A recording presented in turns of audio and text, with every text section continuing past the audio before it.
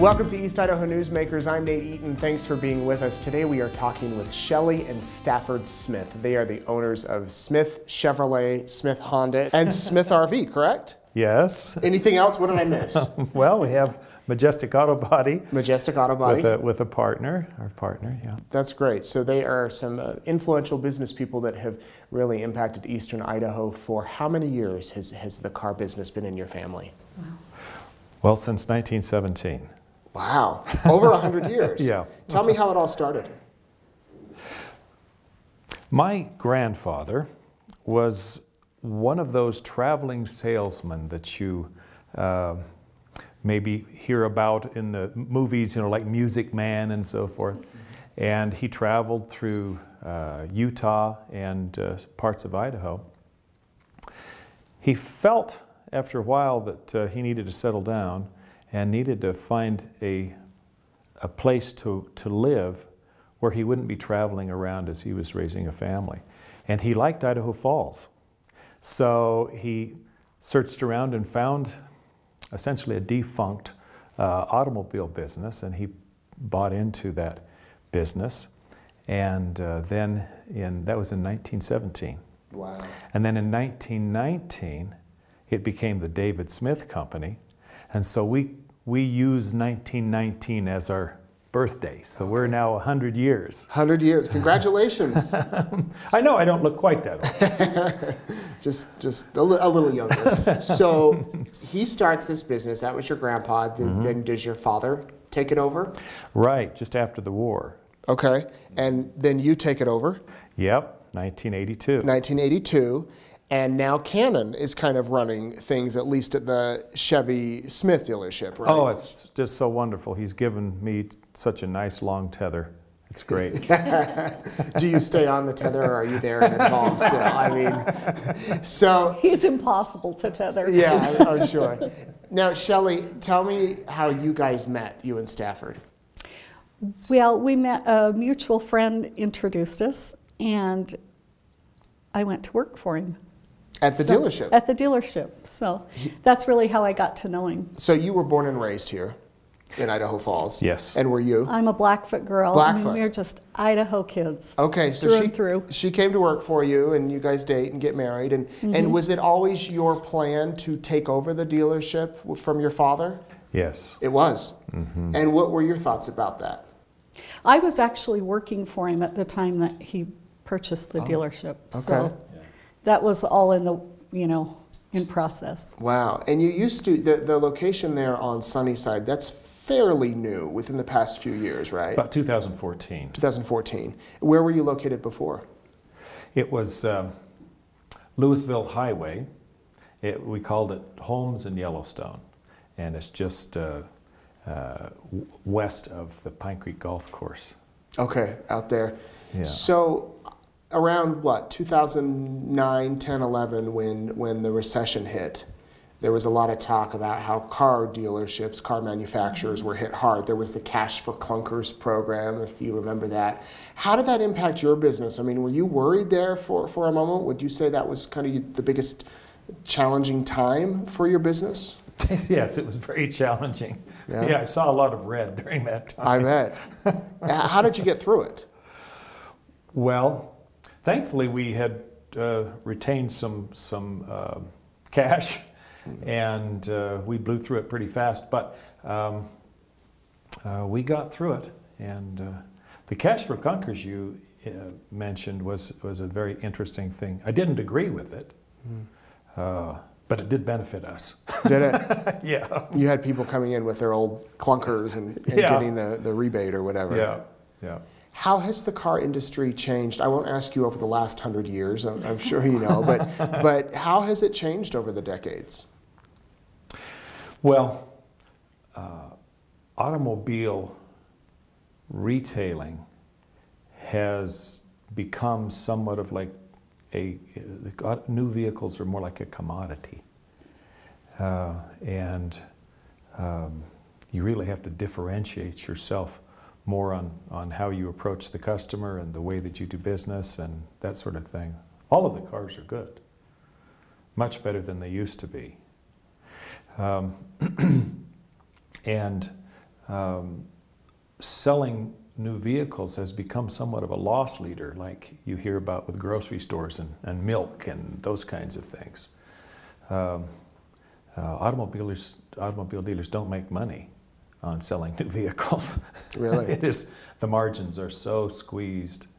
About 1/3 of the margin that there used to be when I started. Wow. Yeah. And why is that? Why do you think that's changed? Just more options out there, or people are... Well, there are some more options, but it's just intensely competitive. And that creates lower margins. So you're saying most people would buy used vehicles? Well, not necessarily, but the margins for the dealers on new vehicles has shrunk to where it's no longer profitable. I see. And so you have to find other areas of the business that kind of make up for the losses in the new vehicle sales. And so it's important to have a good, strong service department and used car department and so forth. Tell me how the online, the explosion of the internet has impacted purchasing cars. For me, I buy a lot online, but if I'm going to buy a car, I want to see it. You know, I want to look under the hood. I want to drive it. So I would imagine maybe your business hasn't taken as big as a hit as maybe clothing or something like that. Or has it? Well, if you look at the margins that the automobile dealers are making on new vehicles, the factories cannot distribute the vehicles online for what we can in our operations. Plus, they want that presence. They want to be able to have vehicles that are within reach to touch and to smell and to drive and to feel. And so it may make some inroads into, the internet may make inroads into the automotive retailing, such as Tesla, for example. But I don't think it'll completely take it over because, again, besides people wanting to touch and feel and sit in and drive before they commit to anything, the auto dealers actually can do it for less money. Mm. So we become the least cost method for the manufacturers to distribute their product. So people are obviously going to go with the cheaper car, I would imagine. Most people would. Yeah, I mean, if the manufacturers set up their own retailing networks, it would cost more than it does at your local dealer. So you're not too worried about one day losing the brick and mortar store where people go online and click, click, click, cars delivered? You know, I've contemplated that I wouldn't mind it. Really? Because that's, you know, we lose money doing it. Yeah. But, so I'm not overly concerned about that. And the brick and mortar is necessary to keep the vehicles on the road. We have to have parts in stock, which takes a lot of space. And we have to have space to service them and a lot of equipment and so forth. So I doubt anytime soon that vehicles will cease needing service. And you really can't send your vehicle to Amazon or something to get an oil change. Well, and it's pretty difficult to box them up and return them too. Right, yeah. So Shelley, how involved have you been with the business over the years? I haven't been involved on the daily operations. I feel like I run the support rig. I just kind of try to make sure things are semi-settled at home so he can focus on the business. And I love going in and being with the employees, but I'm not involved with the operations. How many children do you all have? Just 8. 8 kids. Mm-hmm. And are they all involved in the family business, or are they kind of doing their own thing? Well, there's one who's involved, and not all of them have completely decided what they're going to do. But it has employed them through the years, you know, summer jobs and help put them through college and whatnot. I'm sure they've washed a lot of windows, maybe, windshields. Detailed some cars, mowed a lot of lawns. All that. And do you foresee this staying in the family for generations to come? Well, I hope so. Yeah. Yeah, I hope so. It's really unusual, really, to be looking at the fourth generation. Sure. In a privately owned business. Yeah. And so we hope that that will continue. Over the years, as you've run this business, have you gotten to drive some pretty cool cars? Like top of the line luxury cars, maybe not own them, but take them for a spin? Yeah. I can kind of select whatever vehicle I'd like, and she gets her selection too. Yeah, So. well, do you mind sharing do you have a favorite car? Is that like asking for a favorite kid? I have favorite kids, one time or another. Depending on the day, right? Yeah, maybe that's favorite car depending on the day. What advice would you have for a young person watching that maybe wants to start their own business? Maybe not necessarily in the automobile industry, but over the years, as you guys have run this business, what have you learned? What advice could you share with us? Well, I think the young people have tremendous opportunities now because there's so many businesses that are formed now without the amount of capital that's required in a very capital-intensive business like our business.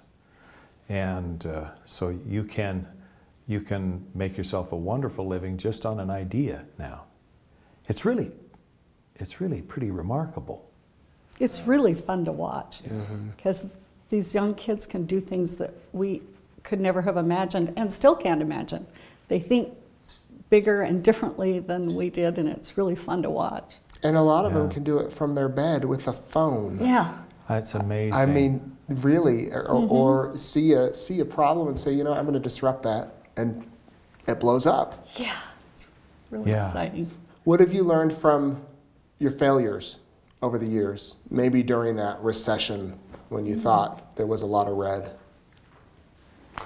Well, one of the things is to save money. Yeah. To reserve money. Sure. And that's stood us well on several occasions to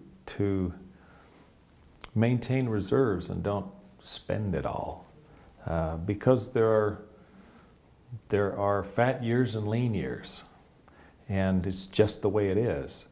And so I would give that as some advice for anybody that starts a business. So often people start businesses and do very well and get the impression that they're rich and spend the money, and then when it becomes tight, they lose the business because they were not conservative enough in their spending.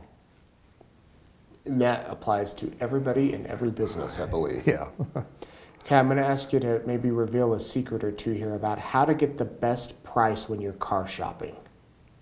What, as a consumer, what would you do if you were car shopping? Well, I'm going to have to wear two hats here. One is, of course, come to the Smith Group. Okay, there you go. But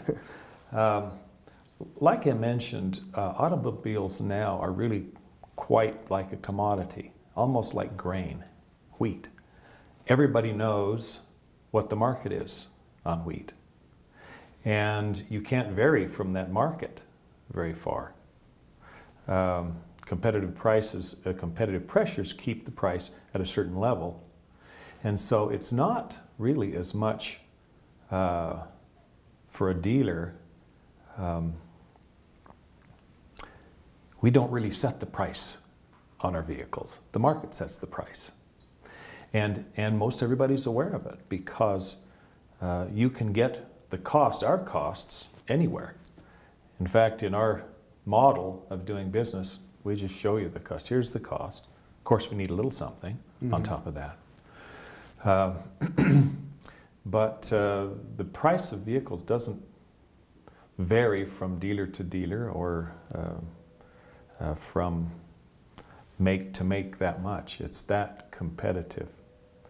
So a person really would want to do some research and decide what is the right vehicle for them, and then where do they want to do business, because that place is going to be supporting them and keeping that vehicle on the road. And that in turn, as you mentioned, can create a challenge for the dealer to try to, you got to have superior service, or you got to have, bonus oil changes that you throw in, whatever it is, to get that person to come to you rather than go across the street where they can figure out the same price anyway. We're fantastic employees. Employees, yeah. Yeah, and that's the big challenge is the prices are set by the market. Now we have to find a way to encourage people to do business with us so that we can have our facilities utilized, and we have to find efficient ways to do our business in order to have something left over at the end. Would you say that you all have retired from the business? You went on a mission we were talking about before we went to air. Yeah. So that's a very difficult question, and I would say as an owner of a business, I don't know if you're ever really retired. Yeah.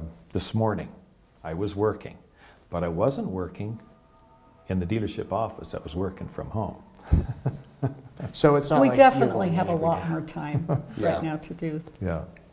Visit with the things that we grandkids. want to and- do. What Yeah. do you foresee for the next few years? Plan to open any other businesses? Are we going to see your name on anything else in Idaho Falls? Or Well, you can break some news right here if you got something in the works.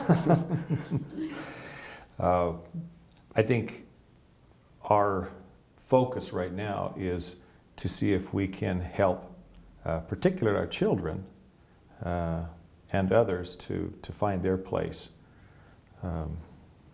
We don't have a lot of desire to expand into an empire, but quality of life is an important thing. And you know, as you look at earning money and creating for yourself, you know, that kind of security, there comes a point where it really isn't necessary to build the empire and to make more and more and more. Once a person has sufficient for his needs, the quality of life becomes more important than building a larger empire or making more money. And we just feel so fortunate that we've been able to have that, a really beautiful life in Idaho Falls. We love Idaho, we love Idaho Falls.